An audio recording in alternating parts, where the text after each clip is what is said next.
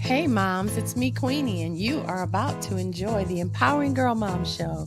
We're about to get started, so please make sure you like, subscribe, and share this with your friends so that more moms know that we are here as a resource to support all of us in up-leveling motherhood.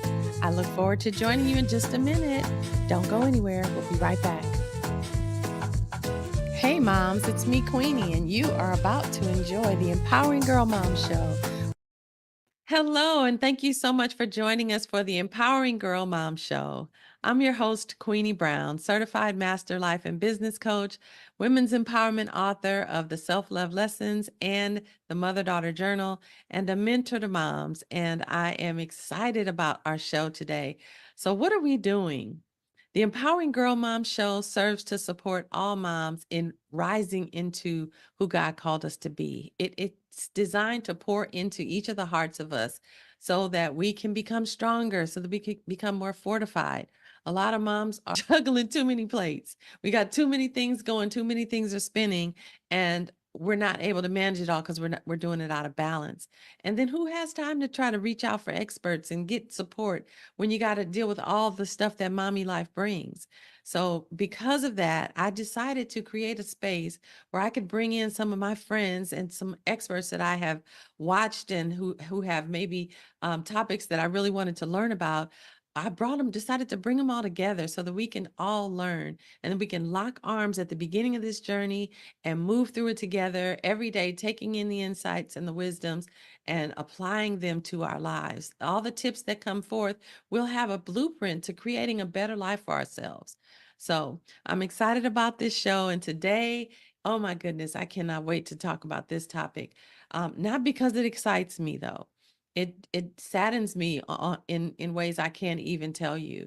And it saddens me because I've seen it up close. So before we get into any of that, I want to invite our guest to you today. Her name is Kameko Madere, and she is a mom. She has been married for over 26 years. She has 3 children of her own, but most importantly, she has her own foundation where she is making an impact in the community. She's also an artist. She's a master painter. She's just an all-around powerhouse mom.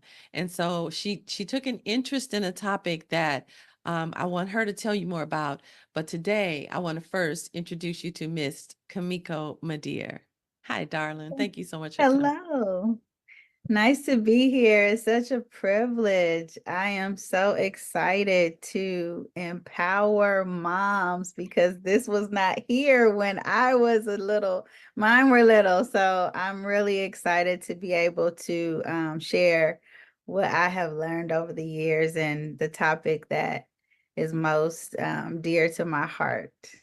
Wonderful. I'm so glad. I can't wait to hear why. But let's talk about the topic at hand. I'm gonna kind of paint a picture for you. I remember standing inside the Walmart in Atlanta, Georgia, and looking on the wall and noticing all the pictures of all these little brown girls and boys that were missing. And every Walmart had a different set of pictures of the kids that were just gone. And so Hmm. today we're talking about human trafficking, child trafficking, and how to protect your kids, what it looks like, first of all. So I wanted to start there and just let you give us an introduction to what is it and why should we be mindful of it and how is it impacting us right now? We don't realize it. Yes. And so I've been reading about human trafficking for years. Actually, just as a stay-at-home mom, I was washing my dishes and I had a vision. The Lord gave me a vision, and there it was a vision of women being trafficked. Mm, And it was overwhelming. And I like fell to my knees and I started to weep. And I just said, Lord, mm, what do you want me to do? Like it was such an mm, overwhelming vision. And I didn't hear God say anything else, but it just jarred me to begin to look up information about Mm. like what is going on in the world with women. And then I quickly discovered that it was children as well. And so I just started reading, and human trafficking is an umbrella term. It's several layers that encompass what human trafficking is. And so a lot of times when you hear the word human trafficking, people automatically assume that it's sex trafficking. Well, sex trafficking is only actually a small percentage. So the largest percentage of human trafficking is actually labor trafficking. So Labor trafficking? What is that? yes. So labor trafficking is working labor for free. That's So called slavery. exactly. So modern day slavery is bigger than it has ever been before on our planet right now. Are you And serious? yes. So um children, people are being kidnapped and they're being forced to work, and they're being forced to labor for free. That so there's sex trafficking where people are being kidnapped to do sex activities, but then there's also people being kidnapped to also do labor work for free. There's also something that's called organ trafficking. Mm. So organ trafficking are people being kidnapped for their organs. They'll cut their organs out, of course, illegal surgery, and then they're selling the organs on the street So for I thought that was uh, just like not real. Like for the it's life of very me. real. It's very real. And a lot of our young boys, their organs are strong. They're Mm. young. So when you see teenagers missing, boys, um, there's a lot of organ and it's like so big because people need organ donations. And so if you don't have anybody on the list, you don't have anybody matching you, there's an underground system in place where people are trafficking organs, and Oh people my. are getting organs that, so, and then there's another type of labor, it's called debt labor. So where someone could be from, it doesn't have to be they could be from another country, and they could supposedly get some kind of contract to say, well, if you come over here and you work for a certain amount of months, then I'll help establish you in the country and you'll be able to, live a better life. And so people oftentimes get tricked into debt labors, and it's called debt Mm. bondage, Like where indentured servitude. so you think, okay, I'm just gonna work a week. Oh my And God. so they show up, they think they're going to work for a week. They may be foreigners, they may not speak the language, different things like that. And then they get caught into something where they can't get out. Oh So, my God. um, human trafficking there's multitudes of things going on. Mm. Um, and so for our children, um, sex trafficking is a thing, but there's also organ trafficking, there's also labor trafficking, and the sad thing about it is that the statistics show that really like our black and our brown babies are trafficked the most. So Wow. whether it be labor, whether it be debt bondage, there's a Do lot of domestic servitude type, situations. And all of this is, you know, All of this is under the same umbrella. So it's a big umbrella, and I like to define it right away so that people can see really how big this is, Right. and that slavery still exists. It still exists, and people are being forced to work, and they're being kidnapped and put in positions that they didn't ask to be in. So I am like stuck. Stuck. yeah, it's a lot to the puzzle. It's a lot, and it's a $1 billion industry because um organs, especially because, you know, people need organs. There's such a large list of people who need organs. And so sometimes families will go, out of the bounds of just being on the hospital list because they want to save their loved one, or, and so um, unfortunately, there's teenagers, and then there's some people who willingly will sell their organs. They will, because they need the money, depending upon their family situation, or if they are trying to, build a better life for themselves, and that's a way that they see that they can make money. They will sell one of their organs. They'll do it illegally to make money to try and, feed their families or whatever. So it's a major issue. And it's literally all over the world. It's all over United States. And the other thing is, a lot of people think that prostitution is sex trafficking.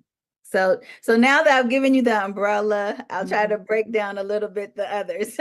Okay. So, when it comes to sex trafficking, sex trafficking is not prostitution. Two different things.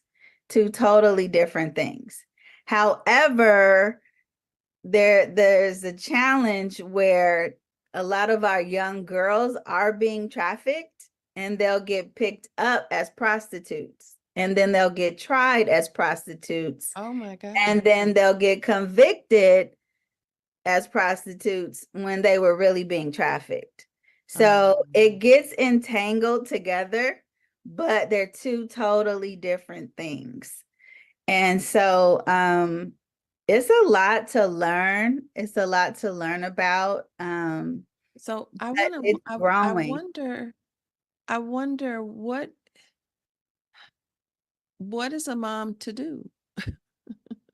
Like, Right. what do you do? I have two daughters, and just to bring this to reality for me, um, I participated. You're a pastor and a minister, right? Yes. So I participated in my church in Atlanta. Pastor Taffy had a women's ministry where we would go out to strip clubs and talk to the girls and give them toiletries and just love on them, not in judgment and not Yeah. trying to bring them home, but just loving on them and Yeah. giving them the things that they might need, like condoms and stuff. And Mhm. so I don't know if we gave condoms, but anyway, so I remember going into a hotel, and I first I was just amazed that this even existed, that a hotel could actually run fully just for prostitution. Like, that's what it's for. That's just what it is. And every room in there was just horrible. And we went from door to door to talk to the women, and we could hear the violence going on. We could hear them fighting, and it was traumatic for me. And to imagine that a lot of those women are there not because they want to be, but they're scared to leave. And I think about those pictures on the walls of all the women and the little girls that are being picked up, and then they're just gone. I don't, well, how many, what are the numbers? What does it look like numbers wise? How many kids are actually missing? Yeah. So in 2022, there was a statistic made that there was about 3.3 children that were being exploited, related to sex and labor trafficking. How So many? that What was that number? 3.3 million. So that, 3.3 million and kids. that was a year and a half ago. So that number has probably jumped since. So that's in the That's US just with alone. that's just with labor and sex trafficking. That's not including, any type of debt bondages or organ trafficking, because that's also happening as well. So, but I want to specifically talk about the kids that are missing. How many mamas aren't able to hug their children? How many kids are missing? So in our country, in the United States, there was listed to be 365,000 children missing. Think about that. Right. And these numbers always fluctuate. So it's probably more. Understand that when they have a number, that's based off of what they have counted. So because this is an underground, this is Mm, under, this is not on the surface. This mhm, is just what they can estimate. So imagine that probably multiplied, because there's so many that go undetected and mm, unknown and mhm, unfound. So 30% out of that 365,000 mhm. are expected to be trafficked children.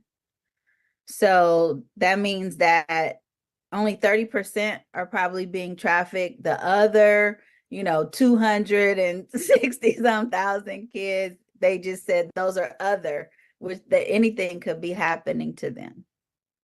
Mm, mm, mm. So as a mom myself, this is how I got interested. This is how I got Yeah, please interested. tell, because I'm so glad you got interested because So yeah. like I said, when I first started looking up information, I would say it was probably about 15 years ago, and it wasn't a really talked about topic. You Mm, didn't really hear it on the news. The schools weren't talking about it, and the churches weren't talking about it. And so it was like it was, like human trafficking. It was like, oh, it was really heavy. And I was just reading, but I couldn't even really share with many people that I knew, because it was such a heavy topic. mhm, It just overwhelmed people. And so a lot of my studies were just, to myself, and I would pray. um, you know, if you are a praying mom, I would 100% begin to pray for missing children, pray for your neighborhood, pray for the kids in your community, your state, because prayer does work. mm, And if you don't know anything else to do, you don't know where to begin, always begin with praying for the protection of our kids, the protection of our loved ones. I myself just kind of learned some ways to keep kids safe. The first thing I started to do was I just wanted to get involved, because 90% of our children that are sexually assaulted are mhm. people that we know. Yeah, And so 90% is a big number. that's a big number. I So, talk to a lot of women, and the women that I speak to, many of them have been violated, and almost all of them will say it was someone they knew. right. And so it's important to know, like, who are your kids' coaches? Who are your Mm, kids' teachers? Um, you know, babysitters, family members, cousins. Always pay mhm, attention to who, who your kid is gravitating towards or not gravitating towards. Pay attention to those signs. I know one thing for myself. One thing I read, and I can 100% share with moms, is that When I grew up, we always had to hug everybody, hug your auntie, hug your uncle, go say hi. And it was a form of respect to your elders Right. to acknowledge, all of those that are older than you. And so I didn't make my kids do that. My kids could say hello, but they didn't have to hug and kiss.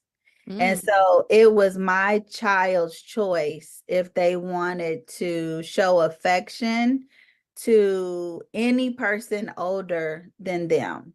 I love that.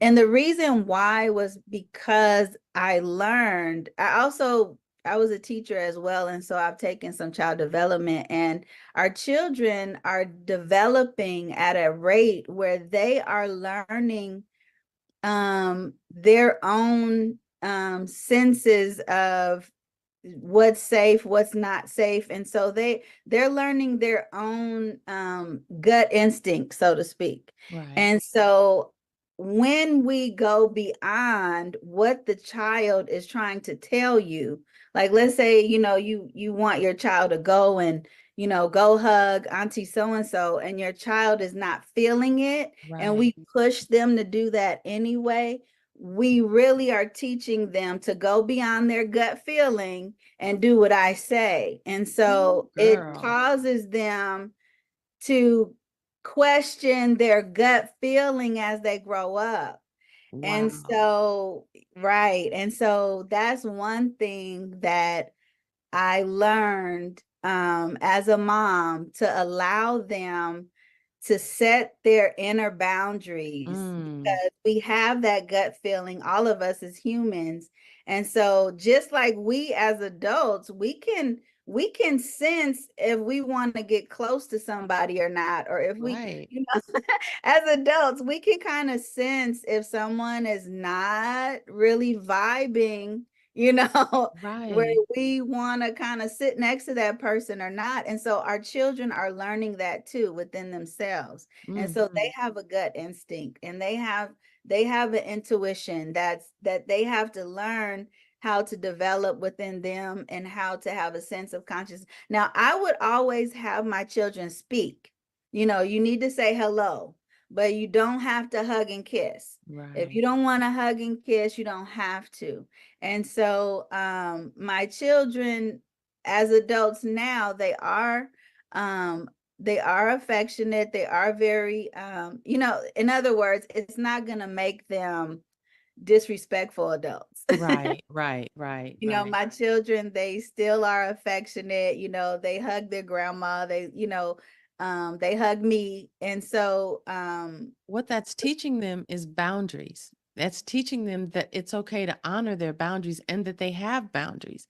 And that's right, a valuable lesson. I have to take a look at that because I have told my kids go give such and such a hug. right, Or, and while it's advice that it's good to be loving, but if their person is saying, I don't want to do that, they yes, get to not do that. And right. so And I and I appreciate that. yeah. Yeah. So that was one thing that I stopped doing with my kids. I stopped Mhm. forcing them to show affection, and I allowed them to show affection as they saw fit, and Mhm. and they would hug their grandma and Mhm. things, but there would be times when they wouldn't. But Mhm. we always had to say hello, we always had to say goodbye, we always had to say thank you. So Mhm. you can teach them manners, but they Mhm. can have their boundaries as little people. So Wow. Wow. Well, that thank that you. was that was one thing. And then I'll give you one more. Okay, we'll take it. I'll give you one more. So one more, this is actually a true story. I had taken my kids to the movies. And if you're a mom, you've seen all of the cartoon movies, right? So we Right. were going, Some of them so are really we're good often nowadays, though. I've seen them all. So, Mhm. we were going to the movies. We went to the movies. It was kind of an evening show. It was like when we went in, you could tell it was going to be dark by the time we came out. So it Mhm. wasn't like, middle of the day. It wasn't late at night, but it was kind of like an evening, kind of time that we went. And it was a lot of kids in the theater, a lot of moms in the theater. And so there was a mom. She had I think she had 3 kids. So she had an older daughter and she had 2 younger ones. And she sent them to the bathroom. So she sent the oldest with them. The 2 little ones came back. The oldest one didn't come back. And so she was thinking like, oh, maybe she's doing her hair or whatever, And then something told her go check on her daughter. Oh my God. When she went out, she checked the bathroom and the daughter wasn't in the bathroom. So I want to say she was like a teenager, maybe 13 or 14. Okay. True story. This is something we always do, right? You send the oldest with them so you don't have to get Right, up. right. Wow. Okay, so she runs out of the bathroom now. She's kind of like, "Where's my daughter?" And she looks, and there's someone with her daughter at the door. They're Oh, pulling her daughter out of the door. And she screams and she yells and she goes, "Hey!" And she runs and they drop her daughter right there at the door. When she oh gets my to God. the door, she realized that they had like tranquilized her daughter and they were taking her. Mm, mm, And mm. so it wasn't the little ones, it was the big one. They wanted the big one. So this is a true story. This happened in a movie theater and it was a kids movie and the oldest was like she was like 13 or 14, just taking the little ones to the bathroom. It's such a simple thing, but don't always just send the oldest with the little ones. If you can get up and go, it's an inconvenience. It's an Mhm. inconvenience, Go but ahead. watch your babies. And you have to watch the big ones too. Don't always assume that the big one, because they're older, you don't have to worry about the big one. Trafficking is affecting all ages. So So I have one last question, and I know we're running low on time. How do you talk to your kids about it? so with my kids, And how would you suggest a mom would talk to her kids about it?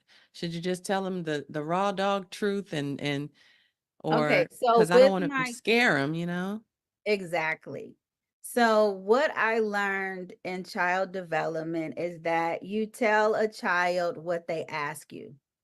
When a child asks you a question or when a child is curious about something or inquiring about something, you answer what they ask you, because that is what is going to that's what they're going to retain, because that's what they're processing. That's why they asked, and so that's what they're going to retain.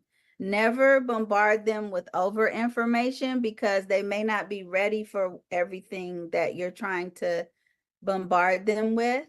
The importance of being safe, the importance of knowing your surroundings, the importance of being respectful, being polite, but not having to show over affection to grown-ups. Um, the importance of,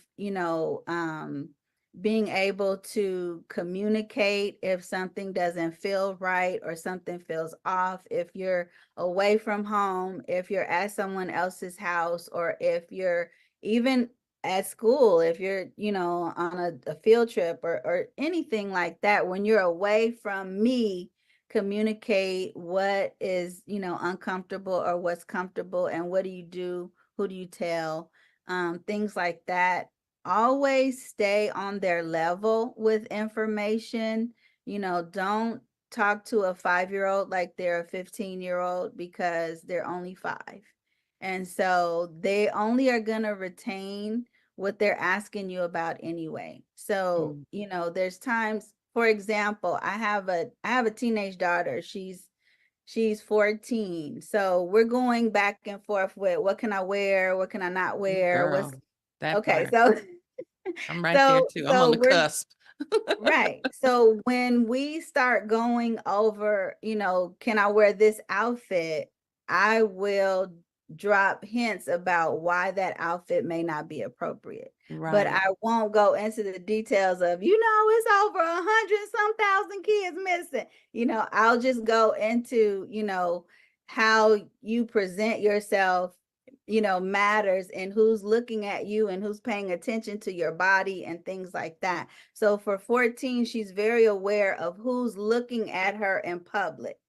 When a Mm, girl is 14, that is when grown men begin to notice them. right. So I knew that, but I didn't tell her that at 12. I didn't tell her that at 13. And then even Mm-hmm. at 14, I didn't make her afraid to go out of the house. But Mm-hmm.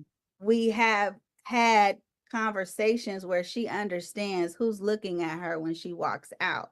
And we've Mm-hmm. had conversations of what is a 14-year-old boy interested in versus a 40-year-old person that's looking at you when you go out of the house.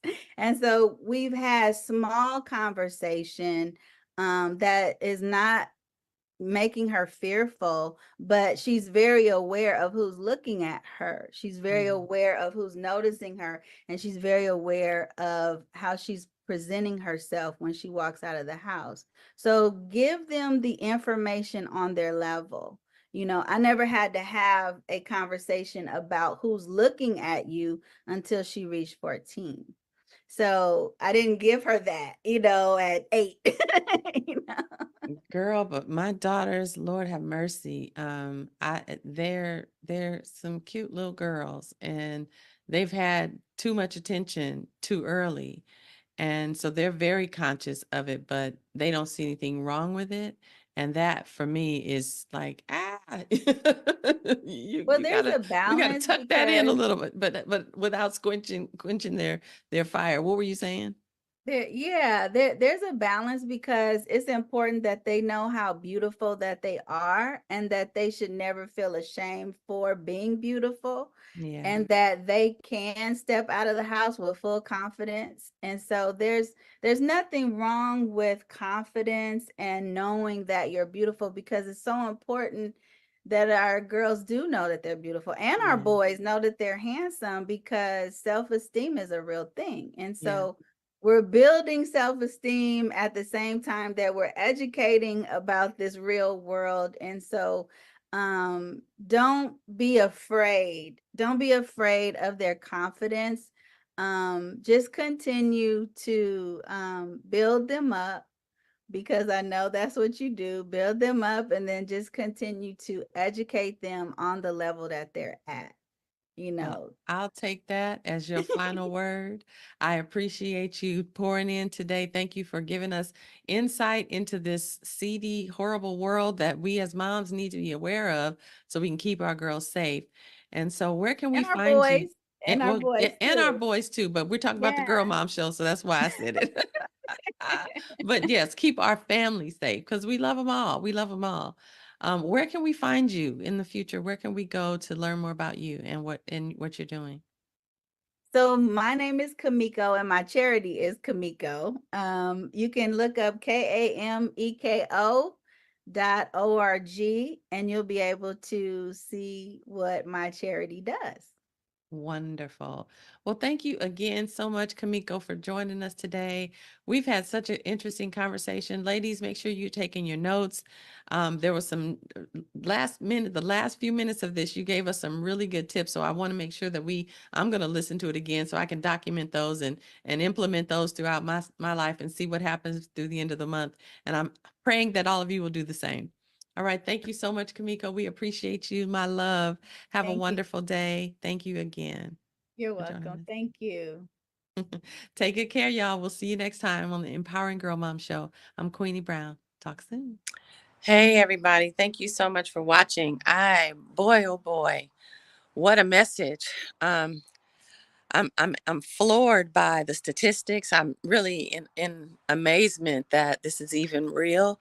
But moms, we got to take it seriously because had I not seen that wall full of all of those pictures of those innocent kids, it would not have hit me the way that it has. We don't realize that there is a predator out there and it's big.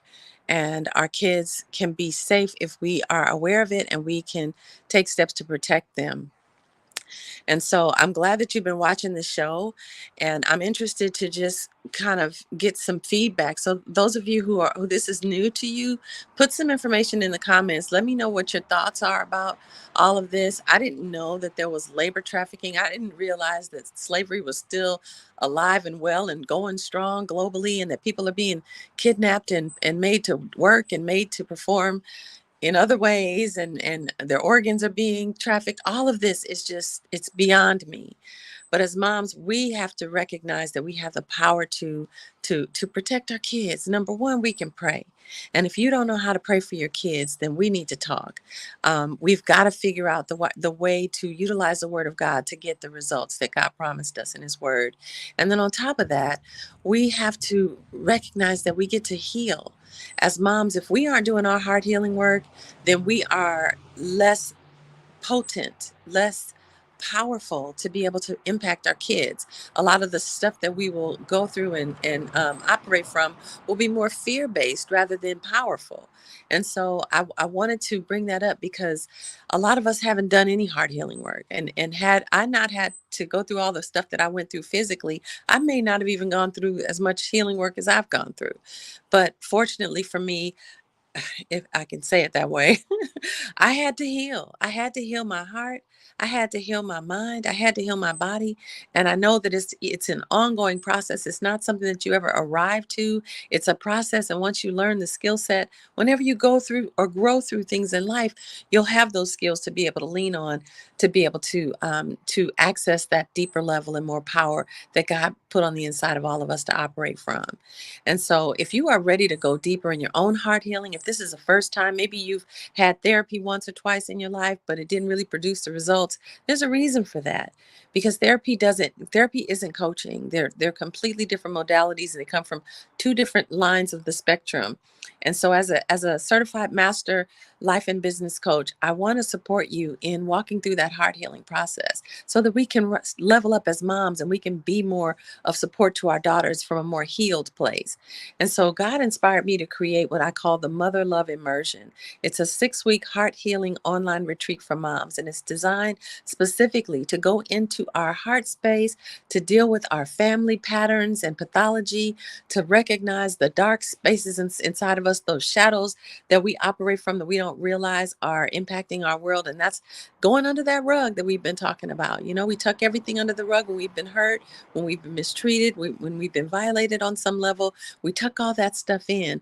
But it's time for us to go under that rug and start the healing process so that we can model healing for our daughters, so that we can teach them the skill set so they can heal themselves as well. We don't have to keep hurting. We don't have to keep bleeding into our relationships, snapping and wondering what happened and why we have to now apologize for what we've done or said because we did it out of balance, because our lives have not been, because we've not been healing our hearts. And so if you are ready to take that step, put I'm ready in the comments. I'll have some more information for you very soon about it. But it's the Mother Love Immersion. It's a 6-week heart healing course. There's 6 sacred master classes. It includes a sacred bedside journal. It includes a family dynamics workbook to help you understand the roles, the patterns, and the pathology inside your household, inside your family, help you deal with the mother line, what was happening with grandma, was also happening with mom, and it's also might be happening with you. And so we get to heal all of it. Just think, once you take the steps to heal yourself, you'll be able to be the example for your daughters. But not only that, you'll be able to be the example for your mother. You'll be able to be a different force inside your family. It changes everything. So I invite you to put I'm ready in the comments, and then we can take this step together. All right. Thanks so much for watching. I'm looking forward to the next episode. We're going to be going live again tomorrow, but today and throughout the rest of this week, we're replaying all of the shows that we've played so far. So if you've missed any of them, catch us again today at 4 p.m. and at 7 p.m. Pacific time. And it'll run again tomorrow, 9 o'clock, 1 o'clock, 4 o'clock, 7 o'clock, so that we all can get a chance to catch up. And by the end of this week, we can have some testimonies. You will have heard from all of these speakers with all this wisdom. You will have been able to implement some of it and to be able to see some actual marked changes in your life. All right. Thanks so much for watching. I'm so grateful. I appreciate you more than you know. You guys have been amazing on this journey. So y'all be blessed. And thank you, Kameko, for an amazing conversation. I know it was heavy, y'all, but we got to go there. We got to go there. That's part of being a mom, right? All right. Y'all be blessed. Take care. Talk to you soon. Bye-bye. Don't forget, I'm ready in the comments. Take good care.